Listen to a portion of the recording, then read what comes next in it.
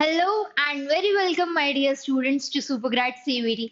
मैं हूं पल्लवी मैम और बच्चे आज हम करने वाले हैं इस वीडियो में बहुत ही ज्यादा काम की बात।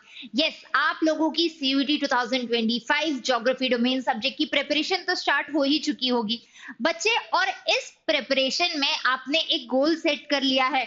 सीवीटी 2025 ज्योग्राफी डोमेन सब्जेक्ट 100% लेकर आना। यस, आप लोगों को अपनी मंजिल पर पहुंचना है। बेटा, क्या आपने कभी सुना है कि एक शिप जब समंदर में निकलती है तो वो किस तरह से रास्ता पता करती है? यस, शिप जो है उसको मालूम है कि उसे एक कॉन्टिनेंट से दूसरे कॉन्टिनेंट जाना है, लेकिन वो एक समंदर में तैर रही है। चारों तरफ सिर्फ पानी ही पानी है। कुछ इसी तरह की आज के टाइम पे बच्चों की कॉम्पिटिटिव एग्जाम की प्रिपरेशन हो चुकी है। आप स्टार्टिंग पॉइंट पे हो और डेस्टिनेशन भी आपको मालूम है, और आप एक समंदर में उतर चुके हैं, प्रिपरेशन के समंदर में, जहां इतने ज्यादा रिसोर्सेज हैं कि अगर वो ओवरफ्लो हो जाते हैं, उनका बर्डन आपकी शिप पर बढ़ जाता है, तो ये शिप सिंक कर सकती है और वो मंजिल तक नहीं पहुंचेगी। बच्चे, जरूरत किस चीज की है? हम अपने रास्ते को आइडेंटिफाई करते चलें। यस, बस इतना छोटा सा काम करना है कि हमें एक लाइट हाउस चाहिए है जो हमें डेस्टिनेशन की लाइट बताता रहे। हमें एक कंपास चाहिए है जो हमें सही डायरेक्शन में ओरिएंट करता रहे कि हमारी प्रिपरेशन सही चल रही है या नहीं, हम सही चीजों को फॉलो कर रहे हैं या नहीं। और ये कंपास होता है बेटा प्रीवियस ईयर पेपर्स, और इन्हीं प्रीवियस ईयर पेपर्स का एनालिसिस मैं आपके लिए लेकर आई हूं, ताकि आपको एक जनरल आइडिया रहे कि आप अपनी प्रिपरेशन सही तरीके से कर रहे हैं या नहीं। यस, बस इस एनालिसिस का फायदा ये होगा कि आप आइडेंटिफाई कर पाएंगे आपको क्या करना है क्या नहीं। एक डूज एंड डोंट्स की लिस्ट यहाँ बन जाती है। तो बेटा, बिना देर करिए चलिए जल्दी से हम पास्ट ईयर के ट्रेंड को एनालाइज कर लेते हैं, किस तरह से ज्योग्राफी डोमेन सब्जेक्ट का एग्जाम अब तक रहा है।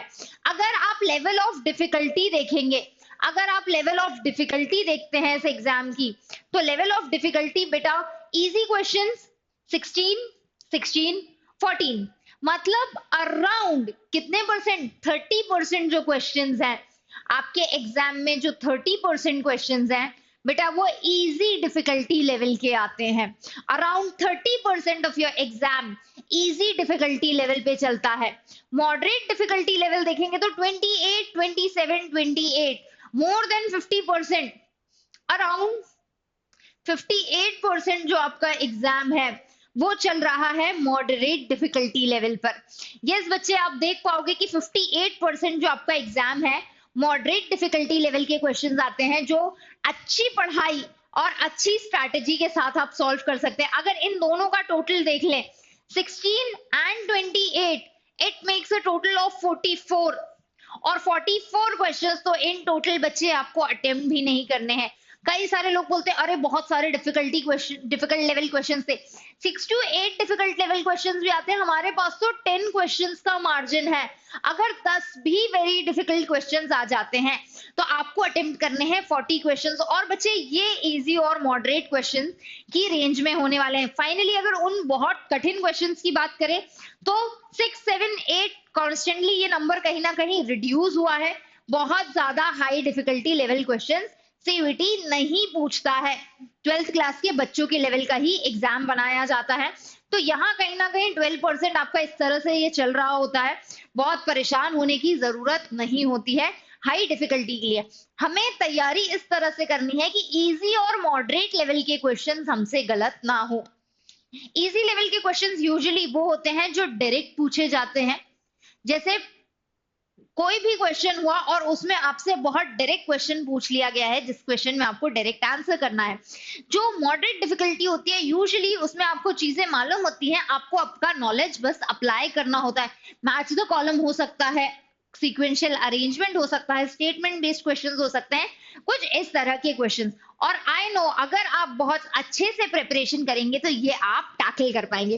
फर्दर अगर थोड़ा सा हम देखते हैं कि एग्जाम में किस तरह के क्वेश्चंस पूछे गए हैं, बेटा देखो, सीधे सीधे जो फैक्ट बेस्ड क्वेश्चंस हैं 23, 14 एंड 23, तो आपका ध्यान जाना चाहिए कि बेटा fact based question, straight forward fact based questions का वेटेज बहुत ज्यादा है। अराउंड 50% फैक्ट बेस्ड क्वेश्चंस आ रहे हैं। इन्हें कहां से पढ़ना है? आपकी एनसीईआरटी टेक्स्ट बुक में ही ये सारे फैक्ट्स दिए होते हैं, और सिंपल सा तरीका होगा, line by line word by word NCERT को पूरा पढ़ लेना है, पूरा कवर कर लेना है, फैक्ट बेस्ड क्वेश्चंस वहां से आप सॉल्व कर पाएंगे। अगला जो मेजर चंक होता है वो होता है केस स्टडी या पैराग्राफ बेस्ड क्वेश्चंस। तो आपकी एनसीईआरटी में कई सारी केस स्टडीज स्पेसिफिकली मेंशन्ड है जिनको आप प्रिपेयर करके रख सकते हैं, आप पढ़ के उनको अच्छे से रख सकते हैं। प्लस ये जो क्वेश्चंस होते हैं इनमें आपका बहुत ज्यादा ध्यान जाता है एग्जाम डे पर भी। तो एग्जाम डे अगर आप अपने एक्टिव माइंड से इन्हें सॉल्व करें तो ऑन साइट भी आप ये 10 क्वेश्चंस को इजीली अटेम्प्ट कर सकते हैं। Next comes the concept based and application based question, जहां पे आपको अपनी अंडरस्टैंडिंग का यूज करना होता है।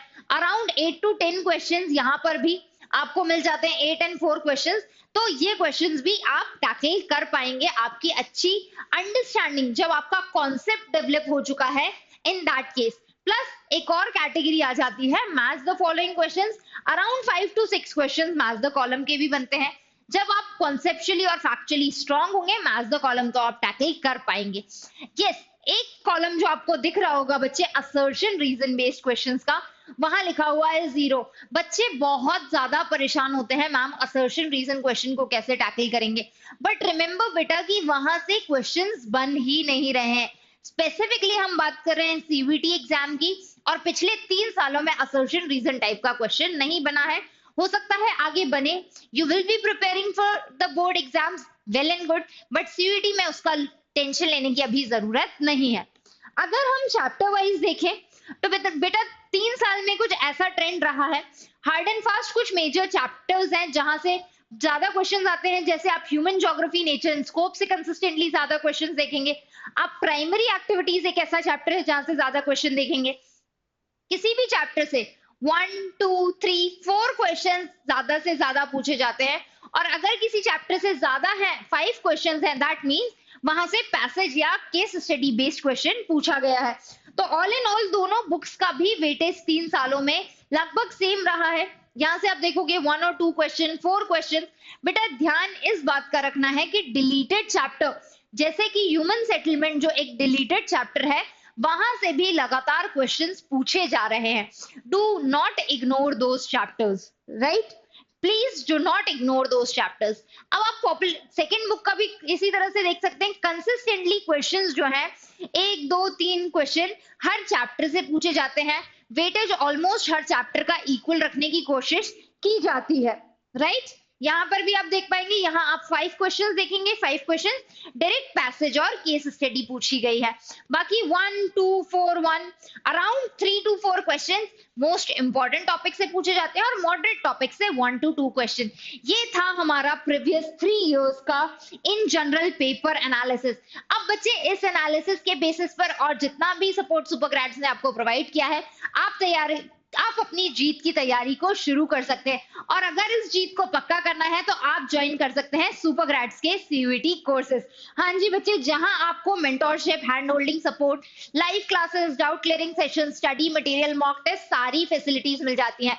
For more information, you can connect with Supergrads at Telegram, Instagram and YouTube. चलिए, take care, all the best, bye bye.